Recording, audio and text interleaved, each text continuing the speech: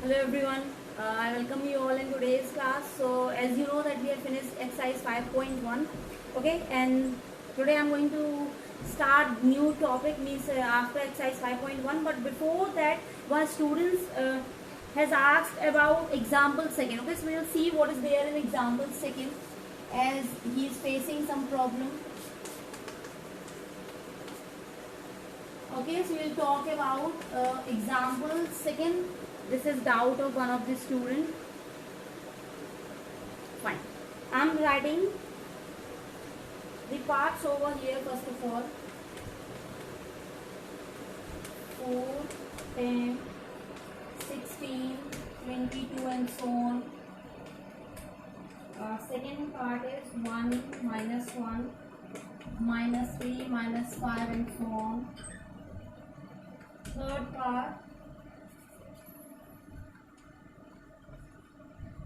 Third part is minus 2, 2, minus 2, 2, minus 2 and so on. And fourth is 1, 1, 1, 2, 2, 2, 3, 3, 3 and so on. Okay.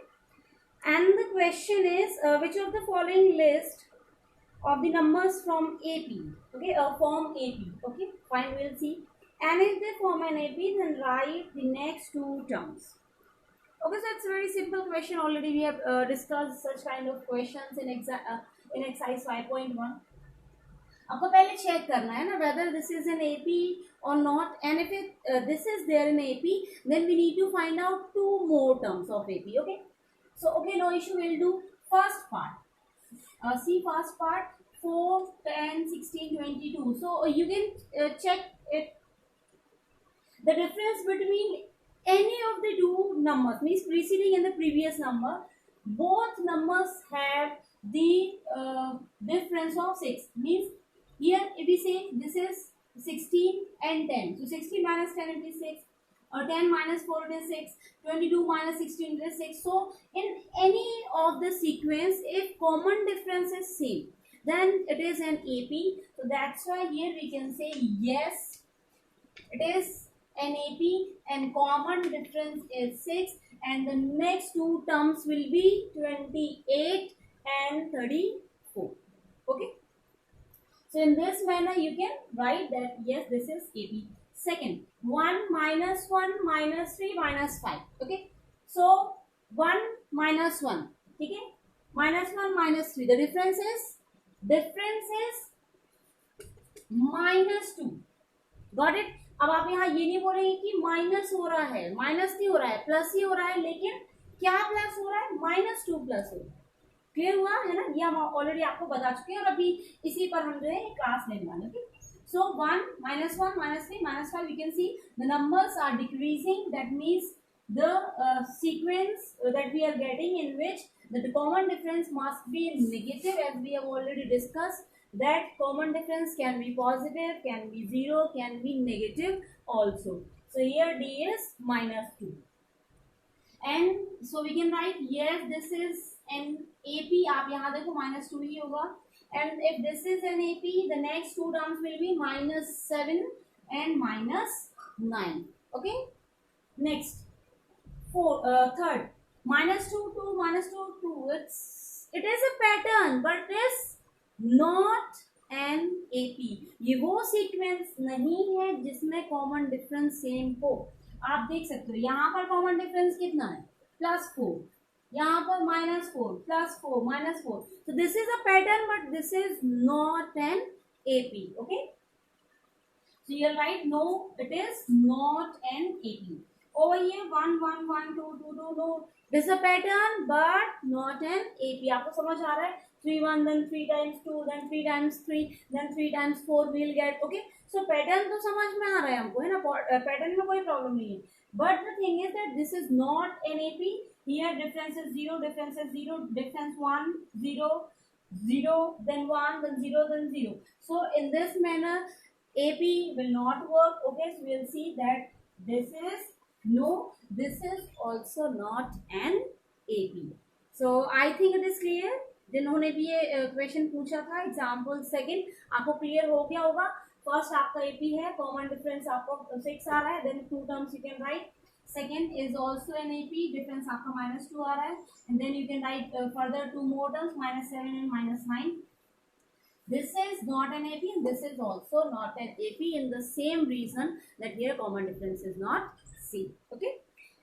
Now is nth term of an AP.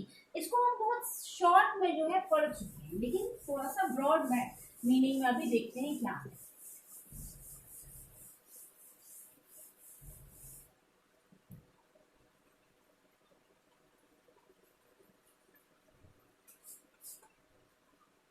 Topic है आपका nth term of an AP.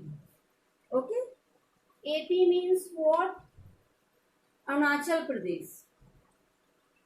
No, arithmetic progressions. Okay, AP means arithmetic progressions. Arunachal Pradesh, Andhra Pradesh नहीं, बिल्कुल नहीं. ठीक है, चलो यहाँ लिखते हैं. तो nth term of an AP जब हमने फर्स्ट क्लास दी थी वहां पर आपको एकदम शॉर्ट में बता हुआ था, एकदम शॉर्ट में. ठीक है, आज इसको थोड़ा सा डिस्क्राइब कर देना, ब्रॉड मीनिंग इसका देखते हैं क्या होगा. अभी एन की जगह पे है ना, एन मतलब क्या है? एन हम तब बात कर रहे हैं when we have any finite AP. ठीक है, जब हमारे पास कोई फाइनाइट एपी है. ठीक है, finite means n is known for us. ठीक है, एन हमको पता है, एन कुछ भी हो सकता है, 10, 20, 30 anything. Okay, n could be anything. So nth term of an AP, that means we are talking about finite. Okay, क्योंकि यहाँ पे आप एन की जगह पे इनफाइनाइट तो यूज करेंगे नहीं, infinite terms of an AP we can't use that. Okay, तो कोई फाइनाइट अगर हम एपी लें और n means any of the term. ठीक है, first, second, third, fourth, any of the term of an AP. तो इसको हम कैसे फाइंड आउट करते हैं, क्या इसका जो है रिलेशन है, कैसे हम इसको यूज करते हैं, वो सब हमको इसको बहुत ब्रॉडली देखना है. ठीक है, अभी समझो. हमने आपको बोला था, suppose I am taking 10, 15, this is an AP which I am writing over here, 25, 30 and so on till I am writing it's 50. ठीक है, इस क्वेश्चन में सब देखना है हमको, सब माना सब देखना है. ठीक है, A to Z कंसेप्ट इसको बहुत अच्छे समझ. ये हमने अपने मन से AP लिया हुआ है. ठीक है, अब इसमें जितना भी तक हमने पढ़ा हुआ है उतना हम समझने की कोशिश करते हैं. क्या ये AP है? हालांकि लिखा हुआ AP है लेकिन फिर भी चेक करना है. तो कैसे चेक करते हैं? Common difference. तो 10 और 15 मतलब 15 minus 10 5, 20 minus 15 5, 25 minus 25, 30 minus 25 equals to 5. Okay, so that means here we are clear that this is an AP because the common difference that we are getting is +5. Okay, and A क्या है आपका? 10. यहाँ तक बहुत अच्छे से हमको सब क्लियर. अब ये क्या है? ठीक है, 50 क्या है? तो हमने आपको बताया था कि यहाँ पर हम क्या यूज करते हैं. अगर हमको पता है कि ये एंड किसी एक नंबर पर हो रहा है. ठीक है, किसी एक नंबर पर हो रहा है, क्योंकि यहाँ नंबर वर्ड हम यूज नहीं करते, हम टर्म वर्ड यूज करते हैं. तो अगर हमको मालूम है कि किसी एक टर्म पर ये एपी एंड हो रहा है और वो टर्म हमको गिवन है, तो उसको हम बोलते हैं लास्ट टर्म. ठीक है, तो ये आपका हो गया लास्ट टर्म. क्लियर हो रहा है? क्या बोल रहे हैं? कोई एपी है, अब आप ए और डी तो आराम से निकाल सकते हो, कोई प्रॉब्लम नहीं है ना, कि आपके पास ए क्या है और डी क्या है, ये तो आप बहुत अच्छे से निकाल सकते हैं. But if it is known for us that this particular term is the last term. Okay, this particular term is given and here AP is going to end. Okay, that means this is the last term over here, so we'll write it as L. ठीक है, इसको हम क्या लिखेंगे? L से denote करेंगे. L means last term of an AP. Okay, but if I am saying कि 50 है लेकिन 50 के आगे भी टर्म्स हैं. ठीक है, हमने बोला कि इस एपी का एक पार्ट 50 है लेकिन 50 के आगे भी टर्म्स हैं. ठीक है, 100 तक जा रहा है. तो अभी क्योंकि हमें 50 तक इसको ले रहे हैं अभी तक के लिए. ठीक है, 100 तक है हमने बोला. ठीक है, एल आपका हो जाएगा 100. हमने बोला कि इस एपी को और अगर हम कंटिन्यू कर दें है ना, इसको हमने और कंटिन्यू कर रखा और ये 100 तक है, ठीक है, और सॉरी 1000 नहीं ठीक है, तो ये 100 तक है, ये आपका लास्ट टर्म है, लेकिन हमको 100 तक कोई काम नहीं करना, हमको सिर्फ 50 तक ही चेक करना है, ठीक है, हमको सिर्फ 50 तक ही चेक करना है, तो यहाँ तक हमें कोई काम नहीं, लेकिन हमको पता है बस कि 100 तक है और हमको काम सिर्फ यहाँ तक करना है, तो अभी ये क्या हो जाएगा आपका an, ठीक है, n क्यों लिखा, n मतलब कोई भी टर्म हो सकती है भाई, ये हमने इसको लिखा a1, ये आपका हो गया a2, fine, this is a2, this is a3 and like this is an, an मतलब किसी nth टर्म के लिए, nth टर्म के लिए वैल्यू है 50, क्लियर हो रहा है, इन दोनों को बहुत अच्छे से समझो क्योंकि यहाँ पर बच्चे कंफ्यूज होते हैं, लास्ट टर्म मीन्स इस पर एपी एंड हो रहा है, ठीक है, एंड हो रहा है मतलब हमारी एपी कैसी होगी, फाइनाइट एपी होगी, ठीक है, then an means nth term means कोई भी एक टर्म हो सकती है which is not last, which can be last, ठीक है, which can be last, can not be last, दोनों चीज हो सकती है, बट लास्ट टर्म जो है वो आपको एल से ही डिनोट करना है, an कुड बी लास्ट, कोई भी हो सकता, मतलब ये हो सकता है कि यही तक हो, ठीक है, कोई भी एक nth टर्म है, ठीक है, जो हमको दिया है उसके आगे कोई टर्म नहीं है, ठीक है, it can be last but it can not be last, okay, तो आपको इस दोनों में डिफरेंस समझ आना चाहिए, ओके, तो इन जनरल क्या करते हैं, टीचर कोई भी यूज कर लेते हैं ना, टीचर भी कोई भी यूज कर लेते हैं और स्टूडेंट्स भी कोई भी सॉल्यूशन यूज कर लेते हैं, उसके बाद फिर बच्चे डाउट पूछते हैं कि मैम एल लिखें तो क्या सही होगा, an लिखें तो क्या सही होगा, तो हम आपको बार बार बोल रहे हैं कि जब भी तक अगर ये क्वेश्चन में गिवन नहीं है that it is last term, fine, और आपको क्वेश्चन में बहुत अच्छे से क्लियर हो जाएगा, आई टेल यू, है ना, अभी एग्जांपल्स देके समझ में आएगा, तो जब तक ये चीज क्लियर नहीं हो रही कि ये लास्ट टर्म है तब तक आप एल वर्ड यूज मत कर, एल आपका जो ये लेटर है या लास्ट जो वर्ड टर्म है ये आप तभी तक यूज नहीं करेंगे जब तक ये क्लियर ना हो कि ये लास्ट टर्म, ठीक है, अभी हम आपको बताते हैं एग्जांपल्स के थ्रू क्वेश्चन सॉल्व करेंगे तो आपको बहुत अच्छे से क्लियर होगा, लेकिन an वी कैन यूज, ठीक है, तो ये इनमें बहुत माइन्यूट सा डिफरेंस है लेकिन डिफरेंस है, और ये आपको इसलिए मालूम होना चाहिए क्योंकि अगर कोई चेकर है जो आपकी कॉपी चेक कर रहा है, ठीक है, और उसको वो बहुत प्रॉपरली चेक कर रहा है ना,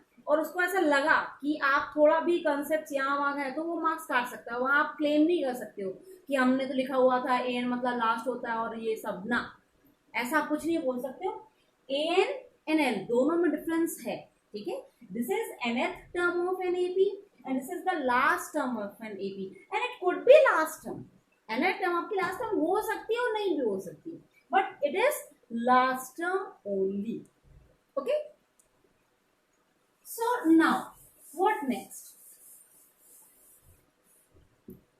तो अभी हमको बताना है कि जो हमारा जनरल फॉर्म होता है तो a1 को हम लिखते हैं a प्लस 0d, क्योंकि यहाँ पर कोई कॉमन डिफरेंस नहीं है ना, हमारी डेफिनेशन ही बोलती है कि आपका जो फर्स्ट टर्म है उसमें वो आप कहीं से भी ला सकते हो, उसमें आप कुछ ऐड नहीं कर रहे, मतलब किसी चीज में आप कुछ ऐड करके ए नहीं ला रहे हो, है ना, तो ए आपका जो है वो इंडिपेंडेंट, ठीक है, 0d करके हम इसलिए लिख रहे हैं क्योंकि इंडिपेंडेंट है, ये किसी पर डिपेंड नहीं कर रहा है, but if you have a2 it is dependent, ये डिपेंड करता है आपके कॉमन डिफरेंस पर कि आप क्या कॉमन डिफरेंस फर्स्ट टर्म में ऐड कर रहे हो, whether it is positive, zero और नेगेटिव, ओके, नेक्स्ट a3, अभी ये क्या होगा a प्लस 2d, क्लियर हुआ, ठीक है, और कॉन्सेप्ट क्या है कि जो भी आपका यहाँ पर n आप यूज कर रहे हो 1 2 3 4 उससे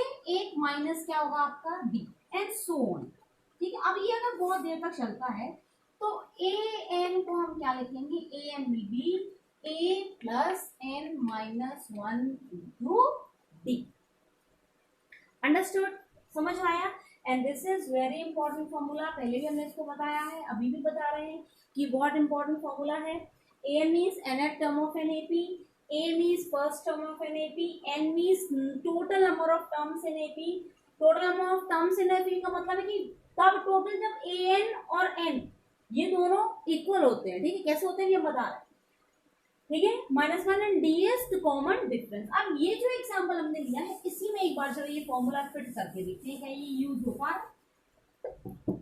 अभी समझो, हमको ए एन दिया हुआ है, जो जो दिया है वो लिख लेते हैं। ए हमको दिया है 10, डी हमने निकाला था 5 एंड ए एन आपको यहाँ दिख रहा है 50। ठीक है, ये कोई भी एन टर्म है, वी डोंट नो कि यहाँ पर एन कितना है, तो हमको एन फाइंड आउट करना है। ये आप कह सकते हैं कि यहाँ पर एन जो है वो फाइंड आउट करना है। तो हम क्या करेंगे, फॉर्मूला ये है, इस फॉर्मूले में वैल्यू पुट अप कर देंगे। तो एन की वैल्यू 50 दी है, ए की वैल्यू आपको 10 दी है, एन आपको पता नहीं है, निकालना है, और डी की वैल्यू है 5। यहाँ तक क्लियर? ठीक है, अभी यूज करते हैं, ये ट्रांसपोज कर दीजिए आप, 50 माइनस 10 डायरेक्ट कर दीजिए ना, तो 40 equals to n minus 1 into 5।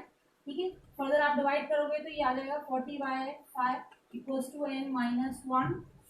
Further do it 8 times, 8 equals to n minus 1 and it will be n equals to 9। ठीक है, और अगर नहीं समझ आ रहा है कि 9 कैसे आया तो आपको ट्रिक बता दें कि ट्रिक क्या है। देखो ये 5 की टेबल लिखी हुई है, सिर्फ हमने 5 हटा दिया है ना, तो 10 से स्टार्ट हुआ 50 तक गया, 5 से स्टार्ट करते 50 तक जाते 10 टर्म्स होते, 5 हमने हटा दिया तो कितना बचा, 9 टर्म्स बचा, आपने चेक कर लिया। ठीक है, तो ये तो हालांकि हमारे पास एक सिंपल से एग्जाम्पल लिया था हमने, लेकिन ये आपको समझ आना चाहिए कि कैसे ये हमने सॉल्व किया। ठीक है, अभी ये 50 तक एंड नहीं हो रहा है, लेकिन हमको इतना क्लियर हो गया कि यहाँ पर ए एन की वैल्यू क्या है, ए 9, एन माना 9, तो 50 जो है वो इस एपी की 9th टर्म है। क्लियर?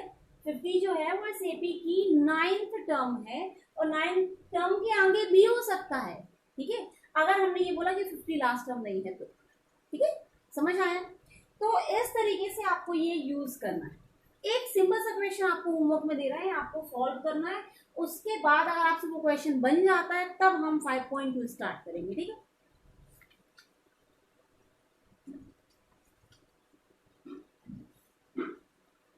एन की जगह पर आप एल भी यूज कर सकते हैं अगर गिवन है कि यही लास्ट टर्म है तो होमवर्क लिखिए जल्दी से।